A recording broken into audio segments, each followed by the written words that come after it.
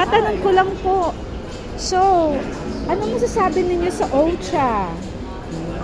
Ocha, ang sarap nito, the best.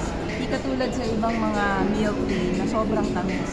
Dito, meron kaming 2 variant. Okay? Meron kaming signature, and then meron din kaming milk tea. Ang in-order ko is yung signature with Roxol. Kung makikita mo rito, may floater na Roxol. Yan. With cheese. So, sarap niya. Try nyo dyan. Wow! So, maire-recommend niyo po ba siya sa iba?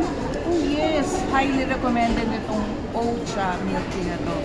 Dahil very convenient dalhin. Kung makikita mo dito, high class yung ating packaging pa lang, di ba? Hindi Wow, na katulad ng ganda. iba. So flip mo lang, and then actually pwede mo itong i-reuse sa ibang bagay, di ba? Wow, Pwede mo oo siya nga. lalagyanan ng pencil or Pwede, ball pens. oo. Yes. I-recycle naman. Yes, tama. Ang ganda pa, di ba? Tama. Last Mura words lang po. to. Actually, ito is for 100 pesos, 500 ml na to, and then 335 ml for only 75 pesos.